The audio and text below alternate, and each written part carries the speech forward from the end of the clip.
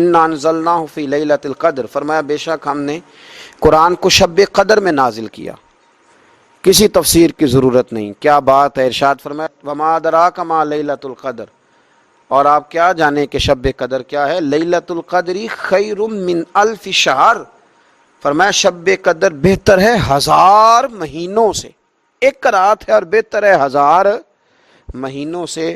تنزل الملائکۃ والروح، اترتے ہیں اس میں فرشتے اور روح القدس، فیہا اس میں، باذن ربہم اپنے رب کے حکم سے، من کل امر ہر کام کے لیے، رزق بانٹتے ہیں، خیر بانٹتے ہیں، کرم بانٹتے ہیں، ہر کام کے لیے اترتے ہیں۔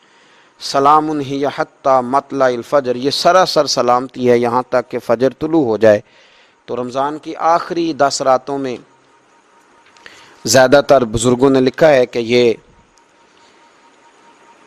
شب قدر ہوتی ہے، آخری جو طاق راتیں ہوتی ہیں آخری 10 دنوں میں، تو کوشش کریں کہ ان ایام کے اندر لیلۃ القدر کو تلاش کریں۔ اور قرآن مجید پر اگر ہم غور کریں تو رسول کریم صلی اللہ تعالی علیہ وسلم نے اس سورہ مبارکہ پر اتنا غور کیا کہ نبی پاک علیہ السلام نے تو اعتکاف کا مقصد ہی شب قدر کی تلاش قرار دیا کہ شب قدر کو تلاش کرو، وہ رات اگر تمہیں مل گئی تو وہ 1000 مہینوں سے افضل ہے، اسے ڈھونڈو، جو اسے پا گیا وہ بڑی مراد کو پہنچ گیا۔ اللہ تعالیٰ نے قرآن مجید میں ارشاد فرمایا کہ انا انزلناہ فی لیلۃ القدر، کچھ جانتے ہو کہ لیلۃ القدر کیا ہے؟ تمہیں کیا خبر کہ لیلۃ القدر کیا ہے؟ لیلۃ القدر 1000 مہینے سے بہتر ہے۔ گویا اس ایک رات میں جو آدمی نیکی کرے، کتنا لوگوں کو شوق ہے کہ کوئی ایسا جیک لگے، یکدم میری ساری چیزیں بڑھ جائیں، اس پر بھی تو ذرا غور کرے نا۔ یہ رات کب ہوتی ہے؟ اسے رمضان کے آخری عشرے میں تلاش کرو۔ گویا یہ جو 5 طاق راتیں ہیں نا، 21ویں، 23ویں، 25ویں، 27ویں، 29ویں، ان طاق راتوں میں اس رات کو تلاش کرو۔ اس رات اللہ کے فرشتے نازل ہوتے ہیں۔ اللہ تعالیٰ نے قرآن مجید میں ارشاد فرمایا کہ انا انزلناہ فی لیلۃ القدر، فرمایا بے شک ہم نے اس قرآن پاک کو لیلۃ القدر میں نازل کیا ہے، قدر والی رات میں نازل کیا۔ وما ادراک ما لیلۃ القدر، قرآن مجید کے انداز پر غور فرمائے، فرمایا تم کیا جانتے ہو کہ لیلۃ القدر کیا ہے؟ تمہیں کیا خبر ہو کہ لیلۃ القدر کیا ہے؟ اس کی اہمیت دیکھیے۔ میں کہا کرتا ہوں کہ صرف اس ایک فکرے کو دیکھ لیا جائے، وما ادراک ما لیلۃ القدر، اور تم کچھ جانتے ہو کہ لیلۃ القدر کیا ہے؟ تمہیں کیا خبر کہ لیلۃ القدر کیا ہے؟ لیلۃ القدر 1000 مہینے سے بہتر ہے۔ ان آیات کو دیکھیں اور ساتھ نبی پاک صلی اللہ علیہ وسلم کا وہ فرمان دیکھیں جس میں حضور علیہ الصلوۃ والسلام نے فرمایا تمہارے پاس ایک مہینہ آ رہا ہے رمضان کا، اس میں ایک رات ہے جو 1000 مہینے سے بہتر ہے، اور یہ لفظ کتنے جھنجھوڑنے والے ہیں۔ حضور علیہ السلام نے فرمایا جو اس رات محروم رہ گیا وہ ہر نیکی سے محروم رہ گیا، جو اس رات محروم رہا محروم ہی رہ گیا۔ اتنی بڑی بات فرمایا تنزل الملائکۃ والروح، اس دن فرشتے اور روح القدس یعنی جبریل امین اترتے ہیں، فیہا اس رات میں، باذن ربہم من کل امر اپنے رب کے حکم سے ہر خیر کے کام کے لیے۔ سلام، یہ رات سلامتی والی ہے، ہی حتی مطلع الفجر، یہاں تک کہ فجر طلوع ہو جائے۔ سرے شام سے لے کر مغرب سے لے کر فجر تک یہ رات سلامتی والی۔ اس کو لیلۃ القدر اس لیے کہا جاتا ہے، ہمارے مفسرین فرماتے ہیں کہ اس دن قدر والی کتاب قرآن پاک قدر والے محبوب پہ نازل ہوئی اور قدر والی امت کی طرف بھیجی گئی۔ نبی پاک صلی اللہ تعالی علیہ وسلم نے جب پرانی امتوں کی عمریں دیکھی، نہ کسی کی 1000 سال ہوئی، کسی کی اس سے زیادہ ہوئی، تو اللہ کے محبوب علیہ السلام کے دل مبارک میں یہ خیال آیا کہ میری امت کی عمریں تو بڑی تھوڑی ہوں گی، تو کیسے اتنی لمبی نیکیاں کر سکیں گے؟ تو اللہ تعالیٰ نے پھر لیلۃ القدر عطا فرمائی۔ گویا اس ایک رات میں جو آدمی نیکی کرے، 1000 دن نہیں۔ کتنا لوگوں کو شوق ہے کہ کوئی ایسا جیک لگے، یکدم میری ساری چیزیں بڑھ جائیں، اس پر بھی تو ذرا غور کرے نا۔ یہ ایک رات 1000 دن سے نہیں، 1000 مہینے سے افضل ہے۔ 1000 यकदम आपकी नेकियों की उम्र 1000 माह तक चली जाती। कितनी बड़ी फजीलत की बात है। मेरे रसूल करीम सल्लल्लाहु ताला अलैहि वसल्लम खास तवज्जो दिलाते इस रात के हवाले से, खास तवज्जो दिलाते। और ये रात कब होती है? सही हदीस में मौजूद है। नबी पाक सल्लल्लाहु ताला अलैहि वसल्लम ने फरमाया कि इसे रमज़ान के आखिरी अशरे में तलाश करो। गोया ये जो 5 ताक रातें हैं ना, 21वीं, 23वीं, 25वीं, 27वीं, 29वीं, इन ताक रातों में इस रात को तलाश करो। इस रात अल्लाह के फरिश्ते नाजिल होते हैं। आसमाने दुनिया पर, जमीन पर फरिश्ते उतरते हैं। हजरत जिब्रील अमीन अलैहिस्सलाम उन्हें लेकर के आते हैं और फरिश्ते क्या करते हैं कि जो बंदा उस रात अल्लाह की याद में मौजूद हो, जो बंदा अल्लाह तबारक व तआला के जिक्र में मौजूद हो, जो बंदा उस दिन अल्लाह तबारक व तआला की बारगाह में किसी भी तौर पर हाजिर हो, फरिश्ते उसके लिए दुआए मगफिरत भी करते हैं और रब की बारगाह में इल्तिजाए रहमत भी करते हैं। और एक रवायत में हमें यूं भी मिलता है कि फरिश्ते उसे मुसाफा भी करते हैं, हाथ भी मिलाते हैं। देखिए ना कितनी सादतमंदी है कि इंसान इबादत कर रहा हो और फरिश्ते उसकी ज़ियारत को आए।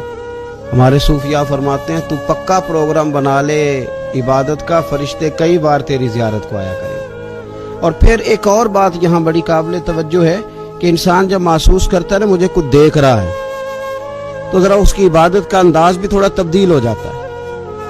तो अगर ये ज़हन हो हमारा कि हमें फरिश्ते देख रहे हैं और वो वाली मखलूक देख रही है जो हमारी डायरी डायरेक्ट ले जाके हमारे रब की बारगाह में पेश करे, तो फिर कुछ ज्यादा ही तवज्जो मुसलमान की होनी चाहिए, ज्यादा ही इन्हिमाक होना चाहिए, वो खो जाए। ठीक है, हम कमजोर भी हैं, हमारे अंदर कुछ परेशानियां भी हैं, हमारी बीमारियां भी हैं, हम लागर भी हैं, ज़ौफ़ भी आ जाता है, थकावट भी हमें आ लेती है, लेकिन लंबी तो बात ही कोई नहीं। 5 तो ताक रातें। हजरत सैयदा आयशा सिद्दीक़ा रदी अल्लाह ताला अन्हा इरशाद फरमाती हैं कि जब रमज़ान का आखिरी अशरा शुरू होता था ना, तो नबी पाक अपनी कमर कस लेते थे इबादत के लिए, खुद भी रात को उठते थे, हमें भी जगाते थे। ये कुछ सोने के दिन तो नहीं है, तो जागने के दिन है। सावन की काली रातों में जब बूंदाबांदी होती है, वो रातों को उठ उठ रोते हैं जब खलकत सारी सोती है। ये रब के बंदों की शान है। और वैसे भी दरवेश कहते हैं कि रात पवे ते बेदर्दा नू नींद प्यारी आवे, दर्दमंदा नू ते याद सजन दी सुतियां भी आन जगावे। तो ये वक्त है खास, इस खास वक्त इस बात की तरफ जरूर तवज्जो करनी चाहिए। और ये जो कहा गया ना कि फरिश्ते नाजिल होते हैं बिइज़्नि रब्बिहिम मिन कुल्लि अम्र, अल्लाह के हुक्म से आते और हर काम के लिए, हर अमरे खैर के लिए आते। तो इसमें भी हमारे मुफस्सिरीन ने लिखा है कि वो तुम्हारे लिए पूरे साल का फैसला करेंगे कि तुम्हें क्या दिया जाएगा, तुम क्या हासिल करोगे अल्लाह तबारक व तआला की बारगाह से। तो इसका माना ये हुआ कि फिर तो ये लेने की रात है। ऐसा ना हो कि फरिश्ते आए हों रब की बारगाह से, ये पैगाम करम हो कि देना है और लेने वाले सो रहे हों, वो आराम में हो। तो याद रखें, खैरात उसी के प्याले में आती है जिसका प्याला सीधा होता है, और अगर प्याला ही सीधा ना हो तो खैरात फिर प्याले में नहीं आया करती। तो फिर इसको जो कहा गया ना कि ये सलामती वाली है, तो इसमें एक और बात भी हमारे फिर मुफस्सिरीन ने लिखी है कि इस रात शैतान तो वैसे ही कैद है, इस रात बंदे का नफ्स भी नहीं उसे तंग करता। ये ताक रातें इतनी हसीन है कि थोड़ी सी बंदा हिम्मत करे तो अल्लाह इबादत के लिए उसके दिल को करार अता कर देता है, उसे सुकून मिलता है, तबीयत ठंडी हो जाती है और वो बड़े ज़ौक़ के साथ अल्लाह की इबादत करता है। खूब बेदारी का मुजाहिरा करें ताक रातों में। मैंने रमज़ान से पहले मशवरा दिया था, कपड़े वक्त पे खरीद लो ईद के, और वक्त पे सिला लो और वक्त पे चीज़ें ले लो। ये जो ख़ास दिन हैं इबादत के, ये लोगों के बाज़ारों में गुजर जाते हैं।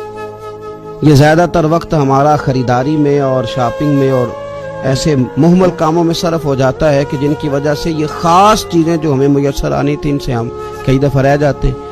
तो इस रात करना क्या है, ज़्यादा से ज़्यादा खड़े होकर रब की इबादत करें, कुरान शरीफ की तिलावत करें, इस्तिग़फ़ार पढ़ें। सैयदा तैयबा ताहिरा हज़रत आयशा सिद्दीक़ा रदी अल्लाह ताला अन्हा ने अर्ज़ की, या रसूलल्लाह अगर मुझे ये रात मिल जाए तो क्या पढ़ूं?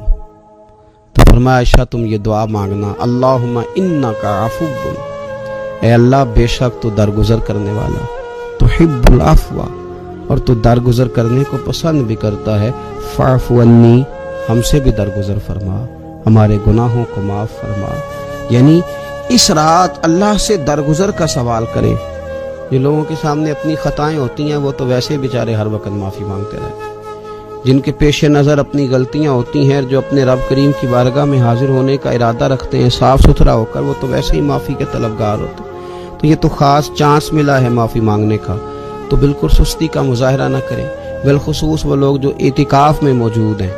نیند تو کسی وقت بھی آ جاتی ہے. آپ دوپہر کو بھی ذرا چپ کر کے لائٹ آف کریں تو یہ آ ہی جاتی ہے. آپ سر شام بھی تھوڑا سا کھانا کھانے کے بعد اگر کمر سیدھی کرنے کو بھی لیٹ جائیں تو نیند تو پھر بھی آ ہی جاتی ہے. لیکن یہ سنہری قسم کے ایام ہیں، سختی نہیں، پابندی نہیں، فرض نہیں، لیکن اگر شوق کے ساتھ، ذوق کے ساتھ، توجہ کے ساتھ. میں ایک مثال دیا کرتا ہوں کہ یہ ہمارے پاس قیمتی دن ہے رمضان کے. ایک عمل کا ثواب 70 کے برابر ہے. تو جس طرح انسان کے پاس کوئی چیز تھوڑی دیر کے لیے آئے تو اس نے جانا ہو تو لوگ اس سے زیادہ فائدہ اٹھانے کی کوشش کرتے. دیہاتوں میں نا غریب گھروں میں استری نہیں ہوتی تھی، ہر گھر میں نہیں ہوتی تھی.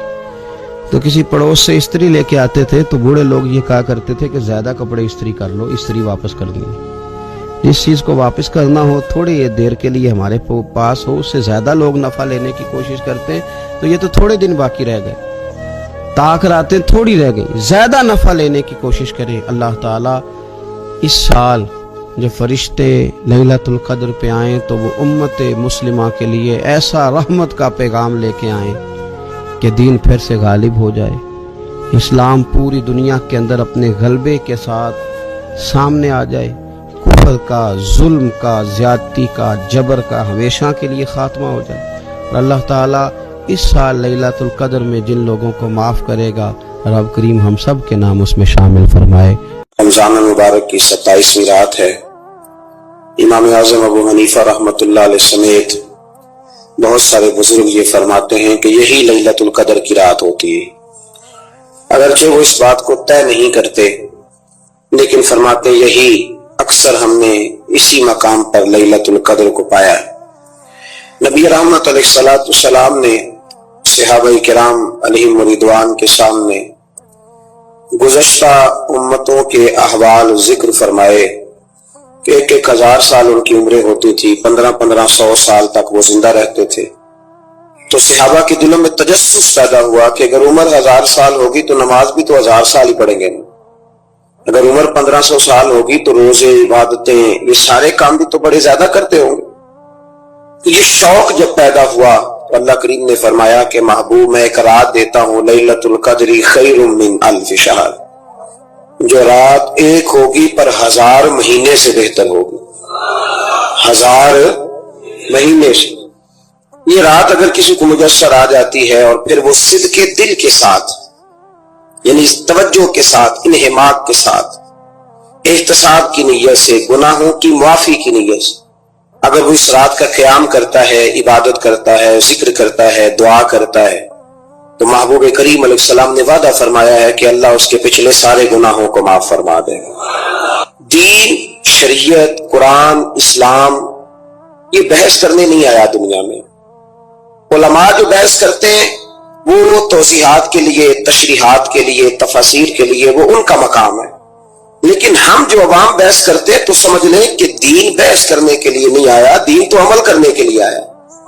اس پر عمل کیا جائے گا، عمل کی کوشش کی جائے گی. قرآن مجید نے کہا من عمل صالحا من ذکر او انثی، جو کوئی بھی اچھے عمل کرے چاہے وہ مرد ہو یا عورت ہو، وہو مؤمن، شرط یہ ہے کہ وہ مومن ہو. فلنحیینہ حیاتا طیبہ، فرمایا ضرور ہم اسے پاکیزہ زندگی عطا فرما دیں گے.